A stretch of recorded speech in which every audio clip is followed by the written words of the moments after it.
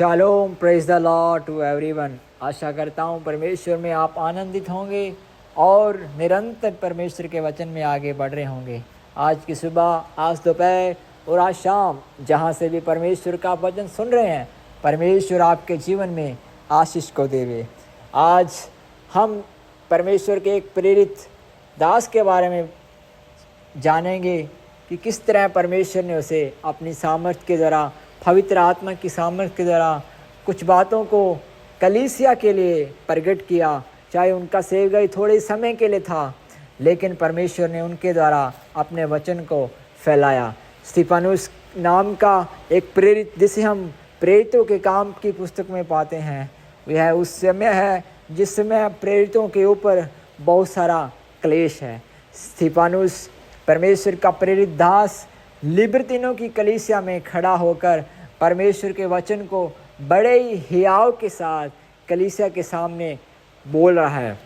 और हम पाते हैं कि उस कलीसिया के लोग, वहाँ के लोग परमेश्वर के दास स्तिफनुस के सामने उससे बहुत ही वाद विवाद करने लगते हैं।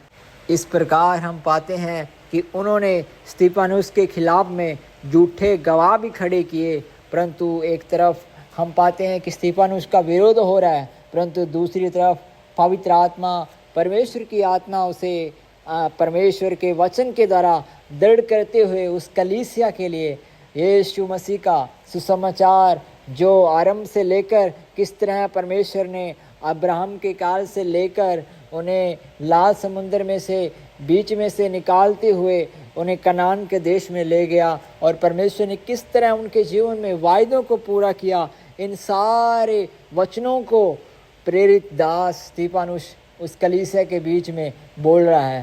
परंतु हम पाते हैं कि इस सुसमाचार के बीच में, इस वचन के बीच में स्तिफनुस के ऊपर एक पथराव होने जा रहा है। और वहाँ पर हम पाते हैं कि जब स्तिफनुस के ऊपर पथराव होता है तो स्तिफनुस उस पथराव के कारण अपने प्राण को उस समय छोड़ देते हैं। और देखते हैं कि प्रेरित स्तिफनुस स्वर्ग को खुला हुआ और यीशु मसीह को अपनी आंखों के सामने वो दर्शन को पाते हैं।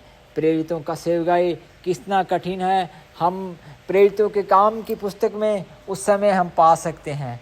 परंतु एक तरफ परमेश्वर की सामर्थ्य लिए हुए परमेश्वर का दास प्रेरित स्तिफनुस जिस तरह चला, परंतु दूसरी तरफ पथराव करने वाले और उसके विरोध में बोलने वाले भी खड़े थे।